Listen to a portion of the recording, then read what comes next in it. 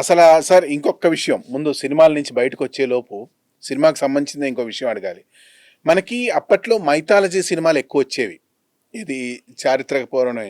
ఇప్పుడిప్పుడు రాజమౌళి గారు ఇట్లాంటివి కొన్ని స్టార్ట్ చేశారు యాక్చువల్లీ. మీకు మైథాలజీ క్యారెక్టర్లు ఏమైనా చెయ్యాలనిపించేదా అప్పట్లో కానీ ఇప్పుడు కానీ? ఒక క్యారెక్టర్ అనిపించలేదు, కానీ మరి అదేంటో నాకు ఎన్టీ రామారావు గారు కృష్ణుడికి వేస్తే బాగా ఇష్టం.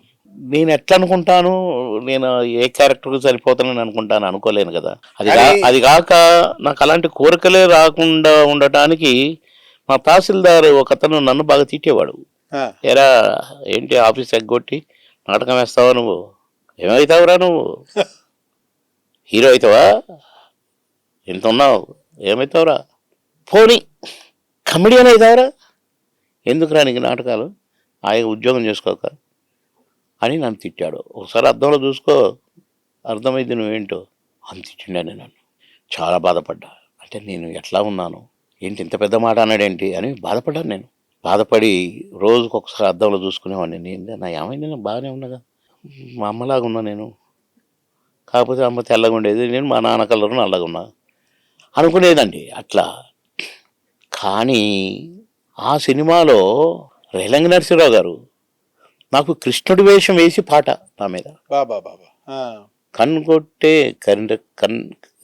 కర్ర ఫ్రూట్ కృష్ణుడిని అని డూయట్ అండి, కృష్ణుడి గెటప్లో. అదే కానీ ఎంత చండాలంగా ఉంటుందో అనుకున్నా, కానీ ఎంత బాగున్నానో బాలకృష్ణ గారు కూడా మెచ్చుకున్నాడు.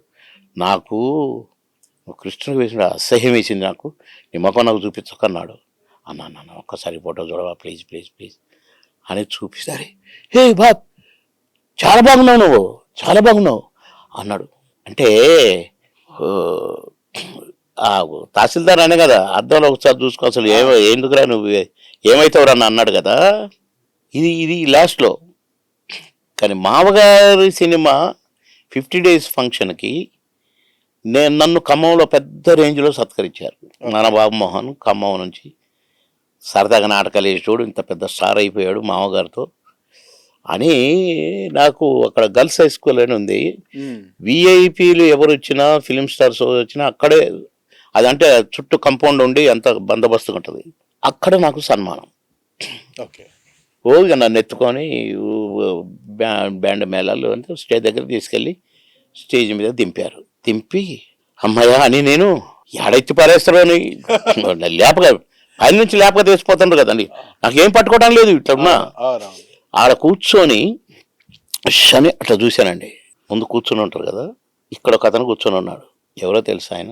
ఈ ముఖం అద్దంలో చూసి ఏమవుతావురా నువ్వు, సినిమా యాక్టర్ అవుతావరా, ఈ ముఖం అద్దంలో చూసుకోరా, చండాలం అని తిట్టాడు నన్ను. చండాలం అని తిట్టాడు. కూర్చొని ఉన్నాడు.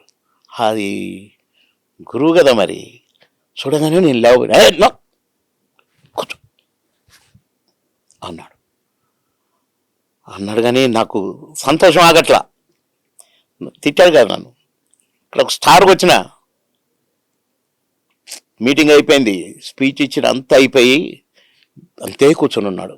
మీటింగ్ జరిగినంతసేపు. మీటింగ్ అయిపోగానే స్టేజ్ మీద నుంచి దిగి ఉరికి, గురుగారు అని ఇట్లా, గురుగారు దీవించండి గురుగారు అన్న. లేదన్నారు సార్ అప్పుడు తర్వాత ఆయన, లేదురా సాధించినవరా, నిన్ను చూడటానికి వచ్చాను నేను. అసలు ఏ మీటింగులకు ఈ స్కూల్కి రాలేదు, నేను నిన్ను చూడాలి, నిన్ను అభినందించాలని వచ్చానురా, నేను కూర్చున్నాను, నేను 2.5 గంటలు కూర్చున్నా నీ కోసం అన్నాడు. అని నన్ను దగ్గరికి పట్టుకున్నాడు, బ్లెస్ చేసిండు. చాలా సంతోషంగా ఉందిరా నాకు. ఎక్కడ బాబుమోహన్ ఎక్కడున్నాడు ఇప్పుడు, అక్కడ ఉన్నాడు. ఆకాశం అంతా అయిపోయినాడు. మామగారితో పెద్ద పేరు కదండి నాకు. తిట్టినోడే మెచ్చుకున్నాడు. అంటే పెద్దవాళ్ళ తిట్లే దీవెనలు అవుతాయన్న దానికి మీ దానికే నిదర్శనం. ఇదే నిజంగా చెప్తున్నా. ఆయన పేరు ఆర్ఎల్ నారాయణ. అందరినీ ఏమిటదే ఎవడవాడ నన్ను ఇమిటేట్ చేస్తున్నమాట అన్నాడు ఒకసారి. నాకు రాదు గురుగారు, నాకు రాదు. అట్లా కృష్ణుడి గెటప్ చూసుకొని నేను ఎంత మురుసుకున్నానో.